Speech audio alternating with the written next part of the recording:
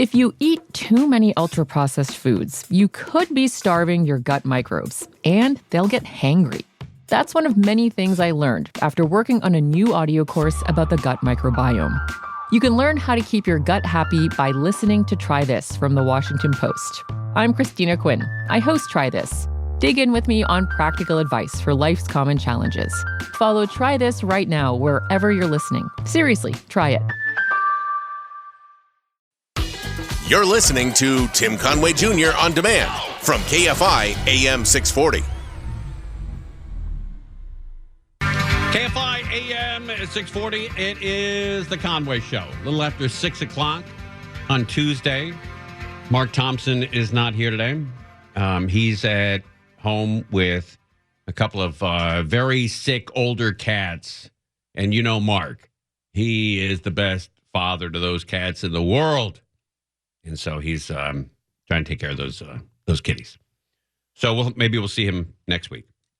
But we've got some more stuff for you here. We just heard Gary and Shannon. I phoned into their program this afternoon. That was cool. If you missed that, that was in the 5 o'clock hour. Stefouche called us in the 4 o'clock hour, top of the show. So you can go listen to that as well. And we move on. DoorDash is in the news. DoorDash. Yeah, a customer allegedly tracks down the driver at home and vandalizes the car. What's going on with people? What's going on? She did this over a 10-piece chicken wing. She passed Friars to come here. Now at 6, Milwaukee police investigating a frightening encounter for this DoorDash delivery driver. Court documents say a customer allegedly followed Faith Morris home because of an undelivered food order. Our Lighthouse reporter Ben Jordan spoke with Faith today about her push for policy changes at DoorDash. All right. I'm a big Wings fan, so I sympathize with her. I wouldn't follow the guy home, but I'd at least get in the car and wonder where my wings are, especially from Pizza Hut. They have the best, man. Oh, Big Wang's Wings over in North Hollywood, top shelf wings. Pizza Hut and Big Wang's. Where do you get your wings, Crozier, in Montclair? Say that again? Where do you get your wings in Montclair? Oh, there's Claremont places. Yeah, Claremont. Thank you very much. But it's funny you say that because there are no wings places in Claremont. So is that right? They're basically in Montclair. Ooh. I mean, you can get wings at some places, but there are really no wings places. That's an idea. You and I. That's actually really good. I never thought about that. Oh, 19 colleges there and no wings? You ain't kidding. Well, I just say that you can get them at generally any pizza place is also going to have wings. Yeah. But there are no wing specific places. There's like one of the Wild Wings or whatever they are. There's one in Montclair in the Montclair Plaza there. Do you have a Pizza Hut in Claremont? Oh, buddy, we're going to open one. There's a round table, and that's pretty good. And they have wings. Their wings are pretty good. Yeah, for some reason, pizza parlors all picked up on wings like in the 80s or 90s. Yeah, well, because they just buy them frozen, put them in the fryer, and throw some sauce on them. Yeah, they all went nuts. There's Red Devil Pizza out there that's really good. They do good wings. I think Big Wang's Wings might be the best in L.A. Best name. You ever had them? No, have not. Is there only one? No, I think there's one in Hollywood. Used to be one in downtown. I know there's one in North Hollywood. Oh, Jesus. And it's the best. Absolute best. She picked up one of those bricks off of the neighbor's lawn, and she threw it onto here. A smashed windshield. This looks like she was beating my car with the four-way. A hammered hood. Knocked my rearview mirror off, bust this window, and the whole window out here. And passenger side windows now in pieces on the ground. Yeah, must be good wings. I'll tell you, if you're going to go after somebody's car and bust it up, it's got to be unbelievable wings. This ain't no junkyard car. This is a 2024. Faith Morris. Oh, wait, I just looked this up. Big Wang's, the sports bar chain known for its wings, has permanently closed all locations. Oh. Several locations were previously located in Los Angeles, including Hollywood, North Hollywood, and downtown. I got all those three right. But they're now all closed. The former Big Wang's on Cahuenga in Hollywood has been taken over by Third Base LA. So there you go. Oh, man, the best wings are gone. I don't know what happened to that guy. Every time I went in there, it was packed. I don't know how he went. Maybe COVID got him. This ain't no junkyard car. All right, this is a woman who didn't have her wings delivered, And then she chased and tracked down the DoorDash driver and attacked the car. This ain't no junkyard car. This is a 2024. Faith Morris's livelihood as a DoorDash delivery driver. I can no longer work right now. I can't make deliveries. Now out of commission with $6,000 worth of damage.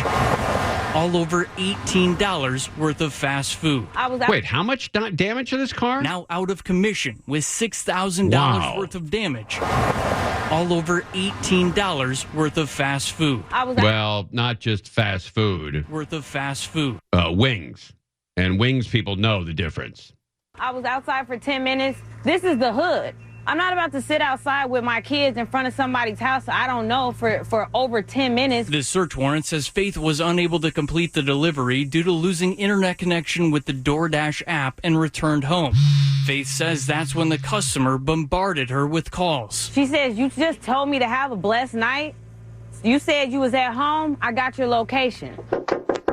Minutes later, a knock on her door caught on camera before Faith says she saw the woman. By the way, not just a knock, like a world champion, like a World Series of knocks. That might be the longest knock in the history of the world. It kept going on and on. It must have been, it must have been 30 knocks. God almighty. Nobody knows how to knock. It's 2 knocks. It's just, that's it. Maybe 3. Right. That's it. That's mine. Yeah, that's a wrap. But this woman went on and on. Like a woodpecker. Minutes later, a knock on her door caught on camera before Faith says she saw the woman proceed to bash her car. She believes the customer was able to track her home using the app's GPS since the order was never delivered. I actually need a lawyer so that by the end of this, I can own DoorDash and change the policy. Because first of all... Somebody doesn't know what local lawyers, the strength of local lawyers. I don't know if you're going to own DoorDash over a busted window. So that by the end of this, I can own DoorDash and change the policy. Because first of all... Yes, DoorDash policies need to change. DoorDash sent TMJ4 a statement that says this customer's action. Well, she does have a point, because if this woman killed her, and and she tracked her using DoorDash's app, that would have been the change of the name of the company, but not $6,000 worth of damage. This customer's actions are completely uncalled for, unacceptable, and disturbing. That's true. That's true. Over wings, totally true. We have permanently banned them from our platform and are in touch with the dasher directly to offer our support. The Milwaukee Police Department says the investigation is ongoing. We are seeking a known suspect at this time. What do you hope happens to the person who did this to you? I hope that they don't take this lightly at all. What she did, this is not warranted a 10-piece chicken wing. Reporting in Milwaukee, Ben Jordan. Yeah, I'm with her on that one. Not warranted a 10-piece chicken wing. Reporting in Milwaukee, Ben Jordan. TMJ4 News. Wow. All right. TMJ? Yeah, what? That's what I kept hearing. God almighty. TMJ. All right. Is that next to STD? It's another station there in town? HIV. God almighty. All right, we're live on KFI. If you eat too many ultra-processed foods, you could be starving your gut microbes, and they'll get hangry. That's one of many things I learned after working on a new audio course about the gut microbiome. You can learn how to keep your gut happy by listening to Try This from the Washington Post. I'm Christina Quinn. I host Try This. Dig in with me on practical advice for life's common challenges. Follow Try This right now wherever you're listening. Seriously, try it. KFI AM 640. It is the Conway Show. We got breaking news coming out of the Woodland Hills area. There was a guy, his last name is Rogers. He's a suspect in a murder up in the state of Washington. And he left Washington. And where do murderers and rapists and giant a-holes all flock to? The magnet, Los Angeles. And yep, he drove down to Los Angeles. And he's up in the Woodland Hills area off of Topanga. And it looked like Topanga near Mulholland. And he was spotted by a couple of people there. And now looks like they got their guy. And he should have known. You know, remember when the SLA came to town? Patty Hearst was on the run for 6 months with the SLA. And then they came to LA and they were here for 10 minutes. And the cops had their house on fire, were shooting at them. The cops here are pretty good at what they do. And when you come from out of state and you've murdered somebody, they stepped you pretty quick. And they got a lot of resources. They found this guy in Woodland Hills. And right here in the San Fernando Valley. Let's find out what happened here to this guy. And have said they've been looking over their shoulders for the last 24 hours, ever since Roger's car was found abandoned in this parking lot. As you mentioned, he has since been spotted by a Los Angeles security guard and arrested after a week on the run. Investigators launched a multi-state search for this man, 51-year-old Alexander Lee Rogers, wanted for allegedly fatally stabbing a woman, Dawn Peters, and critically injuring her brother-in-law in Washington State on August 5th. 1,000 miles away and 1 week ago to the day, the suspect is apparently seen entering the couple's Longview home in this surveillance video. He likely knew the layout because he worked as a handyman for the Peters family and had known them for a long time. Authorities say It's always the handyman that does it. You know, the handyman, tired of taking orders, tired of making crappy money. And they turn on their owners or their employers. He likely knew the layout because he worked as a handyman for the Peters family and had known them for a long time. Authorities say Rogers spent the last 20 years in prison for attacking a couple with a machete in the early 2000s and had been released within the last 10 months. Speaking to us from his Washington State home, the couple's nephew described the gruesome crime. Got him in the throat over here. I think before he passed out, he was able to stand up and spin around and hit the medical alert button on the alarm system to trigger the cops. In a coincidental encounter, Longview police questioned Roger. Wow, this is in Longview. This is across the bridge from where my wife was born. And when we go up to Oregon, we do all of our shopping for food or whatever in this little town in Longview. It's beautiful, spectacular. I can't believe this. In a coincidental encounter, Longview police questioned Rogers in a local parking lot a couple of hours before the stabbing for a non-criminal vehicle licensing issue. Even though he doesn't have any known ties to SoCal, Rogers made his way here to Calabasas. Like they all do, right? No connections to Southern California, but they understand that you can mix in pretty easily with all the other nuts that live down here. Or as George Carlin calls them, life's most interesting guys. Well, here they come. His car found Did you Monday. See his mugshot? Yeah, strange looking, odd looking dude. Very, yeah. Scary. Mm-hmm. It's like almost like I thought that was a Halloween thing he was doing, but that's like just him. I wouldn't hire him to do work around my house. There's no way. Right, especially he spent the last 10 years or 20 years in prison for murder with a machete. Especially. Yeah. Oh, my God. Well, you got a good head on your shoulders, Angel. Oh, you know I don't flip people off anymore either. That's right. You know how to pick them. That's right. That's why you're alive today. His car found Monday abandoned in a parking lot on Calabasas Road. Throughout the week, Captain Brandon McNew says Rogers was seen at locations around West Hills and southern Calabasas. He was in the area for a while at different stores. And so as we develop that information, of course, he's long gone from those establishments.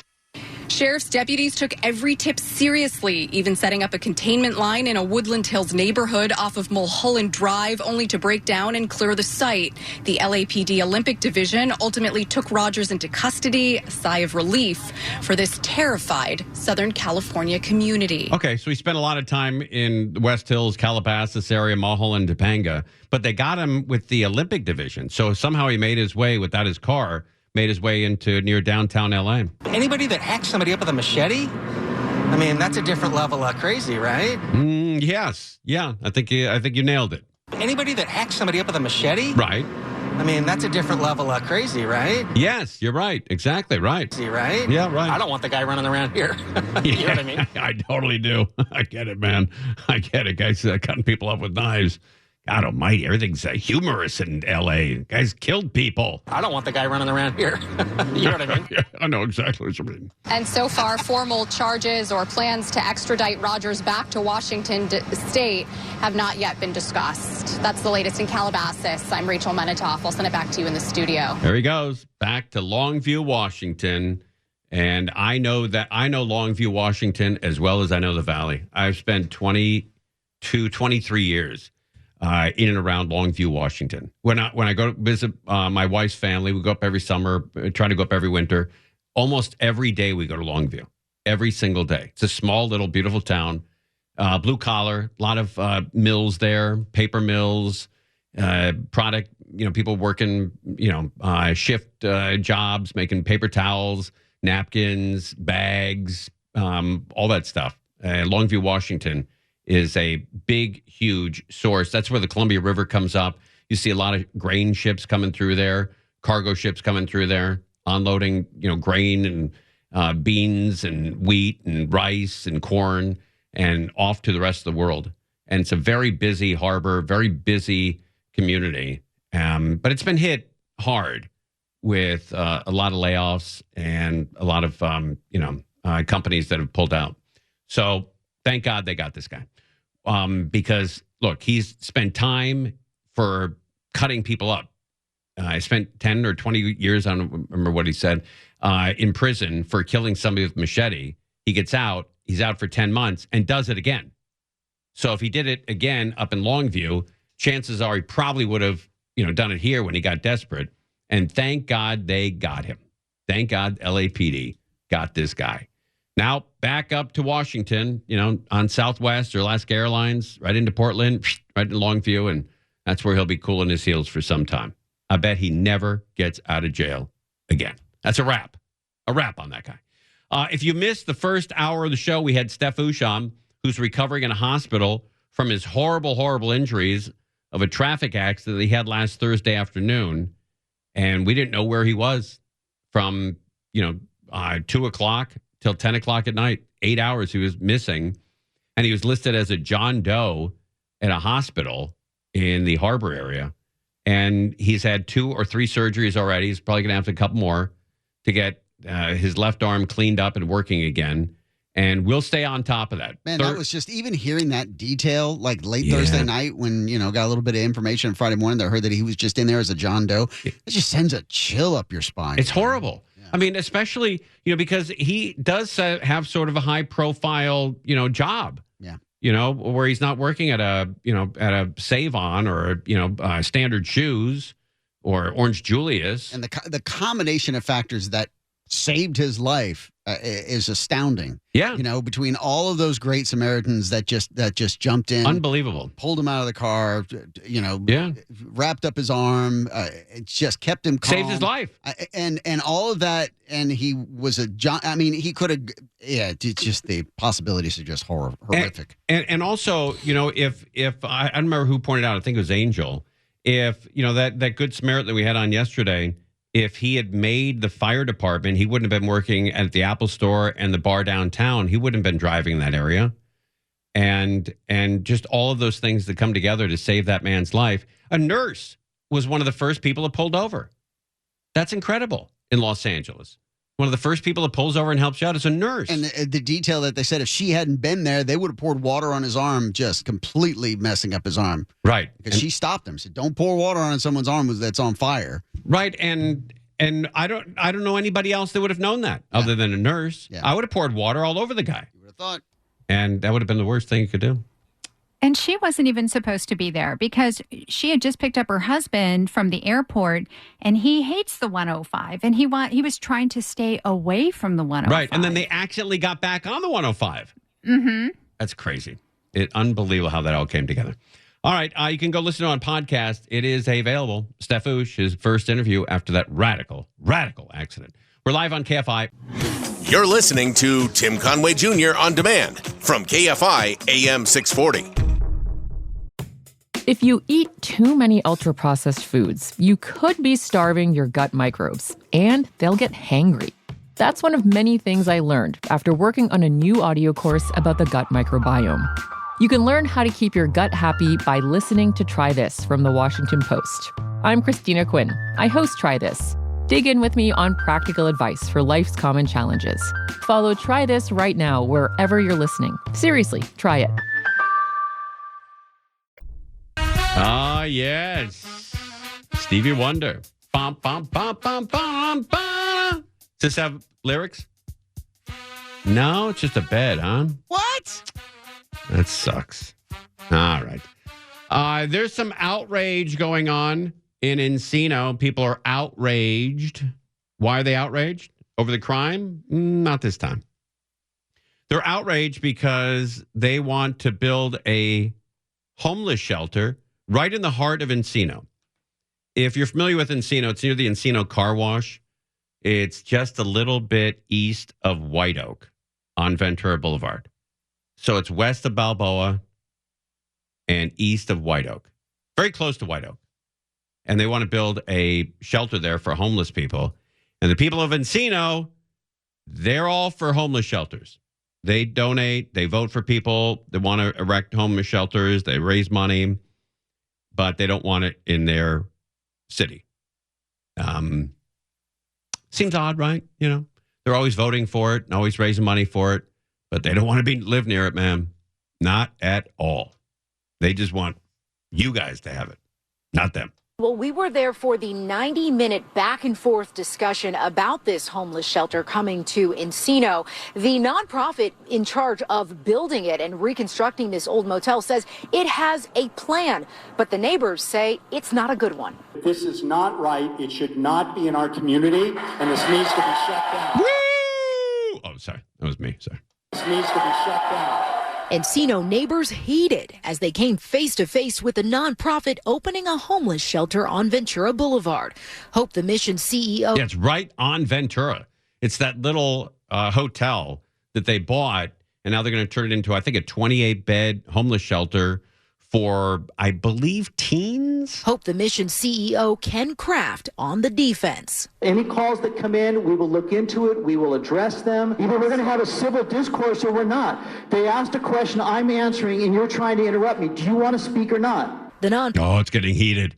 Heated in Encino. The nonprofit bought the old Oak Tree Inn motel last year to convert it into a shelter for 38 young adults from 18 to 24 at risk of becoming homeless. Going to be 24-hour security on site as well. But nearby businesses are worried the new addition will open the floodgates to bring drug use and crime into the area. Yeah, the businesses around there, they think they're going to move if this shelter opens up. You know, I'm not against supporting them, but, you know, there has to be a system that can be monitored, and the safety of the people is important. If they're going to have securities, if they're going to have a police force here. Once we have a big sign over there that says it's a youth shelter, I'm going to get parents starting to cancel their contracts with us. A big sticking point for neighbors, the amnesty lockers, where the shelter's youth can store their items. You cannot put illegal drugs in there. You cannot put guns in there. That locker has to be opened by the security guard. They don't have a key. Kraft says 70% of the youth in the shelter have gone through foster care.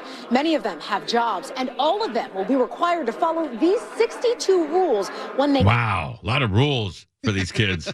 62. Man, oh man. 62 rules. What could it possibly be 62 rules? When they come to the facility, including nightly check-ins, no guests, and no crime of any kind. Are your fears assuaged? Absolutely not. I am very concerned. I'm actually even more concerned after hearing that Ken didn't value what the neighbors were saying. Oh, no. Encino. Well, you guys voted for this, but you didn't want it in your backyard. And guess what? It's coming. I don't care if he signs all the rules that he wants. It doesn't happen. He makes false promises. The clientele that he's dealing with, it's not the rosy picture that he painted, a bunch of kids just packing their Sesame Street lunchboxes and going to school. Now, city and county... And by the way, this is really difficult for these people in Encino because these are kids, you know, I mean, relatively speaking, you know, 18 to 24-year-olds. And they're at risk of falling into the foster care system and going into strangers' homes. And so they want this shelter as an alternative. And the people of Encino are like, nope. We don't want it. We don't want it. So it's very difficult for the people in Encino who vote for this stuff all the time, but don't want it in their backyard. Now, city and county homelessness representatives were also here to answer questions that the community has. Now, this is just a few weeks before construction is set to begin. Wow. Now, CEO Ken Kraft, he offered his cell phone number to the crowd and encouraged them to reach out with any concerns. Reporting live in Encino tonight, Macy Jenkins, NBC4 News. Sounds like this is going to happen. It sounds like it's coming to Encino. a 38-bed shelter, homeless shelter, coming to a really beautiful part of the valley. I grew up in that area. I know that that hotel or motel very, very well. It's right near the car wash, across the street from what used to be Radio Shack was there. Vendome Liquor, Adam's Rib was another restaurant that was there. Standard Shoes. I know that whole area. Oh, Liquor's Pizza was across the street from this. Hey. Yeah, the record store that the film is named after, Liquor's Pizza, was right on that corner, on the same corner, caddy corner across from where the shelter is going to be. Small world. Small world. All right, we're live on KFI. KFI AM 640. It is the Conway Show. All right, Steph Oosh was on with us at 4 o'clock. That was great. So you can go download that on the podcast. That'd be a cool deal. Also, if you have Spirit Airlines gift cards or gift certificates or mileage or credits, you may want to use them tonight. Spirit Airlines warning shareholders it may not survive if it cannot come up with enough cash to pay its upcoming debt obligations. This is according to a filing with the SEC. Spirit pointing to slowing demand for domestic travel and raising operation costs among the factors contributing to its continued losses. The Florida-based carrier just got out of bankruptcy in March. Spirit says it may sell spare engines or its right to use gates at various airports to generate more cash. God almighty. They're selling spare engines? Spare engines. Wait. I hope they obviously have enough for the planes. Spirit says it may sell spare engines. Spare engines. Airlines have spare engines? That seems crazy. All right, there's a mail theft going on, and I think a lot of people suspect that you have probably in the past thought that some of your mail was stolen. Maybe not by the Postal Service, but by somebody. But I think a lot of these guys who are running around are taking mail home with them. This morning, a mail carrier is accused of living a life of luxury off stolen mail. Prosecutors in Los Angeles say 31-year-old Mary Ann McDermott started stealing mail in 2022, taking U.S. Treasury checks and more than 130 credit and debit cards, allegedly activating the stolen cards to buy luxury items and book trips to Turks and Caicos and Aruba. And this is, I believe, a woman who used to work for the Postal Service, the USPS. Police say she was caught after posting these photos, posing with cash on Instagram. What a moron. She posted on Instagram the cash that she was stealing from people. Police say she was caught after posting these photos, posing with cash on Instagram. Wow. You like to steal mail? You like to steal mail? Yeah? You like to steal mail? Huh? Mail theft, a nationwide problem. Vigilantes were recently seen tackling another suspected mail thief in L.A., now under arrest. You like to steal mail? You like to steal mail? One growing concern, an increase in checks stolen from mail deposited in outdoor mailboxes. Police say 4 men arrested near Philadelphia were carrying checks stolen from the mail. The amounts and the names changed. It was never an issue growing up as a kid, never even thought about it. It's interesting. It's a little scary. Yeah, it is scary.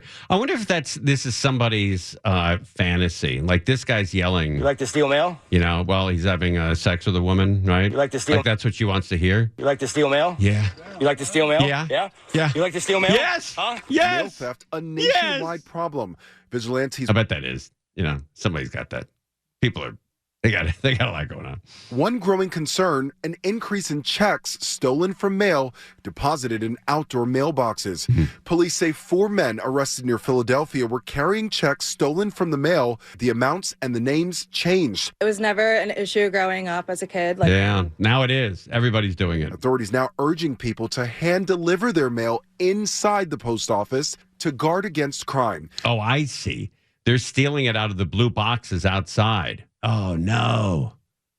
Oh, I just put a bunch of mail in a blue box last night. Now I got to go to the post office. Authorities now urging people to hand deliver their mail inside the post office to guard against crime. Oh, my God. They're stealing right out of the blue boxes. But internal mail theft inside the Postal Service is worse.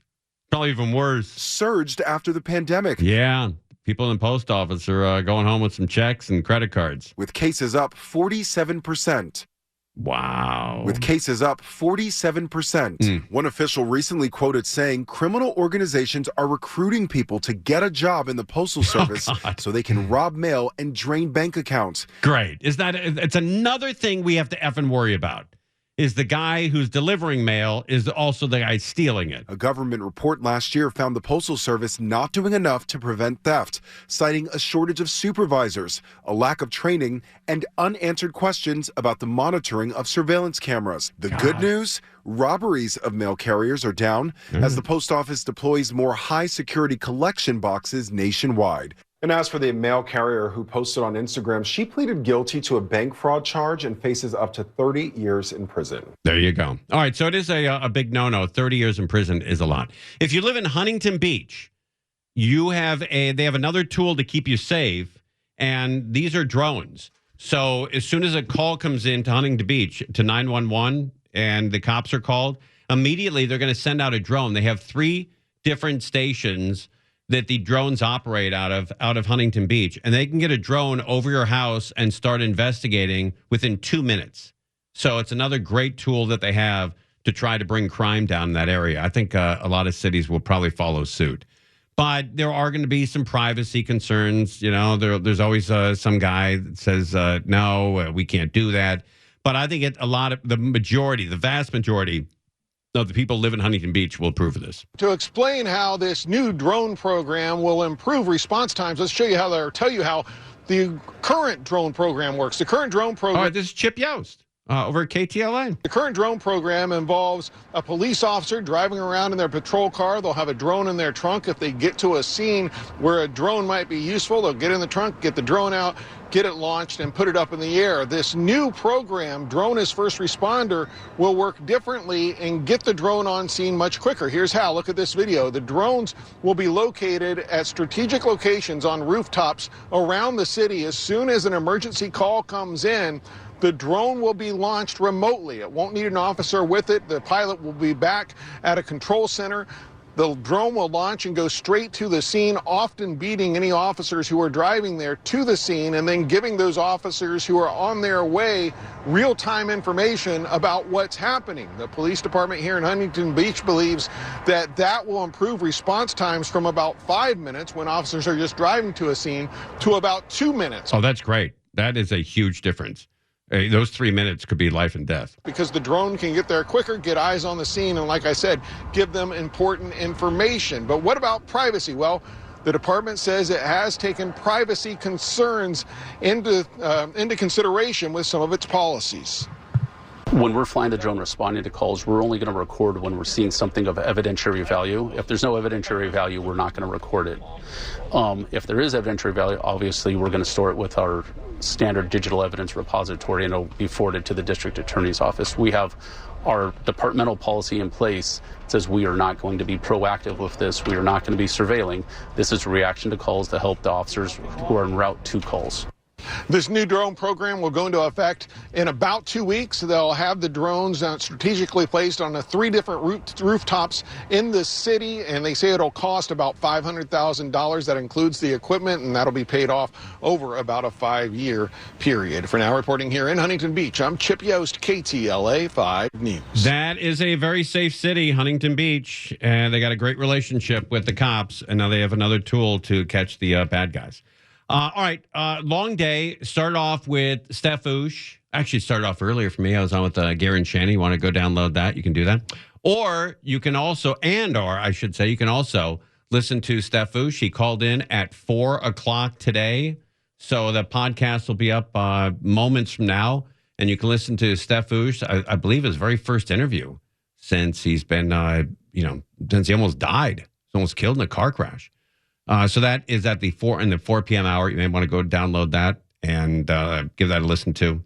He's got a long road in front of him, but he sounds great. He's got great parents, great friends, and a lot of people who listen to the station donated to his future, and he can't thank you enough, man. So go listen to it, and you can hear it in his voice, the emotion that he has when he talks about the people who've donated money on the GoFundMe for him. Just unbelievable. All right, Mo Kelly's coming up next with his whole entire crew right here on KFI AM 640. Conway Show on demand on the iHeartRadio app. Now, you can always hear us live on KFI AM 640, 4 to 7 p.m. Monday through Friday, and anytime on demand on the iHeartRadio app. If you eat too many ultra-processed foods, you could be starving your gut microbes, and they'll get hangry. That's one of many things I learned after working on a new audio course about the gut microbiome. You can learn how to keep your gut happy by listening to Try This from the Washington Post. I'm Christina Quinn. I host Try This. Dig in with me on practical advice for life's common challenges. Follow Try This right now wherever you're listening. Seriously, try it.